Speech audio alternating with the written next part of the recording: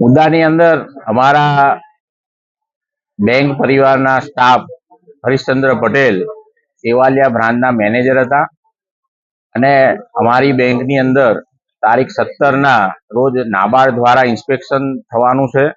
અને તે સમયે બેંકના બ્રાન્ચ મેનેજરોને પોતાની હાથ નીચેના તમામ ડોક્યુમેન્ટો સરખી રીતના નિભાવવાના હોય છે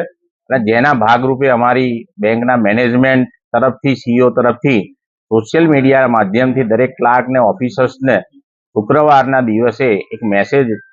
કરવામાં આવેલો કે આપ જો આપના બાકીના પડતર કામો રજાના દિવસે કરવા બેંકની બ્રાન્ચમાં જવાના હોય તો તમારા કોણ કોણ જવાનું છે એવું લિસ્ટ અમને મોકલી આપવા વિનંતી છે। અને આવા સોશિયલ મીડિયાના મેસેજ દ્વારા દરેક લોકો જે કોઈ પોતાની અધૂરી કામગીરી હતી એ કમ્પ્લીટ કરવા માટે જવાના હતા અને ગયા હતા। આ સમય દરમિયાન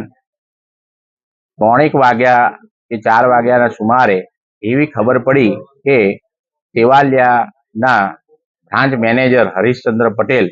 તેમની સાથે એક કર્મચારી એપ્રેન્ટિસને એ પોતે બાઇક ચલાવતા એપ્રેન્ટિસ અને તેમની પાછળ હરીશચંદ્ર પટેલ બેસી અને બ્રાન્ચથી ઘરે જવા નીકળ્યા હતા અને એ સમય દરમિયાન હાઈવે ઉપર એક ટ્રક દ્વારા પાછળથી ઠોકર મારી અને હરીશચંદ્ર પટેલ ત્યાં ઢળી ગયા હતા અને ત્યારબાદ ત્યાં જ તેઓનો દેહ ત્યાગ કર્યો। આ સમય દરમિયાન અમને જાણ થઈ ત્યારે અમે અહીંથી સિનિયર ઓફિસર્સ તેમજ અમે પોલીસ વિભાગના વડાને પણ જાણકારી આપી કે અમારા કર્મચારીને આવી દુઃખદ ઘટના બની છે અને વહેલામાં વહેલી જે કંઈ પ્રક્રિયા હોય એ પૂર્ણ થાય। અને એના ભાગરૂપે જ્યારે આ બધી જ કામગીરી પૂર્ણ થયા બાદ ત્યારે ત્યાં આગળ અમુક લોકો એટલે કે અમારી જ બેંકના જે 1-2 કર્મચારીઓ ઉપર ઇન્ક્વાયરી ચાલે છે જેમના દ્વારા આ બેંકમાં ખૂબ મોટા પ્રમાણમાં જૂના સમયની અંદર બેદરકારી દાખવીને બેંકને નુકસાન થાય તેવા કૃત્ય કરેલ હતા। તેવા લોકોએ કે આવું રજાના દિવસે અમારા કર્મચારીઓને બોલાવીને જો આવો અમારું અસર થાય તો આવા ખોટા આક્ષેપો કરી અને અમારા સિનિયર ઓફિસરોને બોલતા હતા। આવી બાબત અમને બીજા દિવસે જ્યારે ન્યૂઝમાં આવ્યું ત્યારે અમે આ બધી વસ્તુને જોઈ અને આની અંદર બેંકના ઘણા ખરા કર્મચારીઓને શોક સભા અંતિમ વિધિની અંદર જોડાવાના હતા એટલે ત્યાં હતા અને એ સમયે અમારા ડિરેક્ટરો પણ હતા અને ત્યાં આગળ આવા 10-15 જે કર્મચારીઓ જેમણે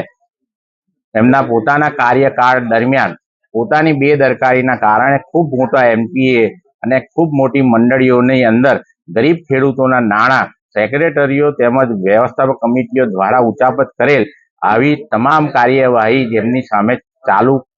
થયેલ હતી તેવા લોકોએ ઉશ્કેરાટમાં આવી અને આપણને રજાના દિવસે આ મેનેજમેન્ટ આપણી જોડે કામ લે છે અને આપણે આ ના કરવું જોઈએ, ચેરમેન હટાવોના નારા આવી રીતના અમને અમુક વિડીયોની અંદર અમુક લોકો બોલતા એ જોયા અને ત્યારબાદ અમને ખબર પડી કે આ એ જ લોકો છે જેમની ઉપર આ મેનેજમેન્ટે કાર્યવાહી ચાલુ કરેલ છે, જેમનાથી કરોડો રૂપિયાનું બેંકને નુકસાન જાય તેવી પરિસ્થિતિનું નિર્માણ થયેલ હતું। જેથી આજે આ પ્રેસ નોટ બોલાય અને પ્રેસની અંદર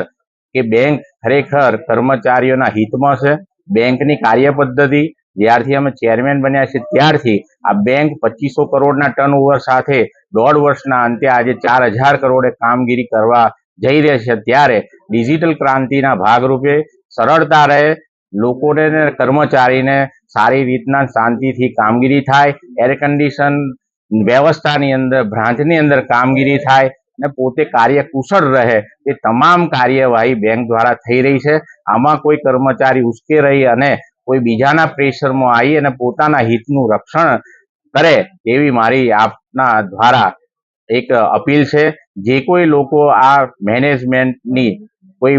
બાબતની અંદર એમને અસંતોષ હોય તો આજ દિન સુધી તેમણે કોઈ જાતનું પોતાની રીતના કે લેખિતમાં કોઈ નિવેદન આપેલ નથી। તો વહેલામાં વહેલું એમને કોઈ પણ જાતની પડતી તકલીફો હોય તો મેનેજમેન્ટ સુધી પ્રદર્શિત કરે, જેથી મેનેજમેન્ટ એમનો પરિવાર સમજી અને જે કંઈ તકલીફો હોય એને દૂર કરવાની કોશિશ કરવા માટેનું હું એ અપીલ કરું છું। અને આમાં જે પ્રમાણિક અને સારા અને સાચા જે કર્મચારી છે એમને આ બેંક હિતમાં કોઈ જ ખોટા રસ્તે ગયા વગર જે લોકો આની જે ડિફોલ્ટ જે કર્મચારીઓ છે જેમને કામ નથી કરવું એમની સાથે ના રહી અને બેંકની સાથે અને આ 1200 ગામનો જ્યારે વિકાસ કરવા જઈ રહી છે, આ બેંકની જે પરિસ્થિતિમાં છે સુધારો થઈ રહ્યો છે તેનો સાથ આપી અને બેંકના મેનેજમેન્ટ સાથે રહેવા હું તમને સર્વેને આ ન્યૂઝના માધ્યમથી અપીલ કરું છું. તેજસભાઈ, જે કર્મચારીની બેદરકારી છે, તો સામે કયા પ્રકારની કાર્યવાહી બેંક દ્વારા જે કોઈ કર્મચારીના દ્વારા બેદરકારીથી બેંકનું અહિત થાય તેવું કૃત્ય કરેલ છે તેમની સામે કાયદેસરની કાર્યવાહી હાલ ચાલુ જ છે અને તે કાયદેસરની કાર્યવાહીની અંદર તેમને જે કંઈ નિર્ણય કરવામાં આવશે બોર્ડ તેમને છૂટા કરવાના હશે તો છૂટા કરશે અથવા તો તેમની સાથે કોઈ પૈસા કે વ્યવહારથી એમણે જે નુકસાન કર્યું છે એ એમની જોથી વસૂલ લેવાના છે તો વસૂલ લેવામાં આવશે. મૃતકના પરિવારને બેંક કઈ રીતે મદદરૂપ થશે? મૃતકના પરિવારને બેંકના નિયમો મુજબ આવી રીતના એક્સિડન્ટથી કોઈને મૃત્યુ થયું હોય તો બેંક એના વારસદારને નોકરીએ કાયમી રાખવા માટે એક આવેદન કરે છે અને તેની સાથે સાથે હું પોતે પણ ચેરમેન તરીકે આ જે કરુણ ટીકા થઈ છે જ્યારે હરીશચંદ્ર પટેલના પોતાના જ કોઈ પરિવારમાં અન્ય કોઈ એમના પત્ની સિવાય અને એના બાળક સિવાય કોઈ ના હોય તો હું પોતે મારા સ્વખ ભંડોળમાંથી 5 લાખ રૂપિયા જાહેર કરું છું અને તેની સાથે બેંક તરફથી પણ લગભગ એને 30 લાખ રૂપિયા જેવું અનુદાન આ બેંક તરફથી તેમને મળવા પાત્ર છે જે ટૂંકા જ દિવસોની અંદર અમે તેમને પહોંચતું કરીશું. લાગે છે કે આ કોઈ ષડયંત્ર કરવામાં આવી રહ્યું છે ચેરમેન હટાવવા માટે? ચોક્કસ આપ સર્વે જુઓ જ છો કે આટલું સરસ રીતના બેંકનું મેનેજમેન્ટ જ્યારે ગુજરાત અને ભારતની અંદર માનનીય સહકાર મંત્રી અમિતભાઈ શાહ સાહેબ પણ જો નિહાળી અને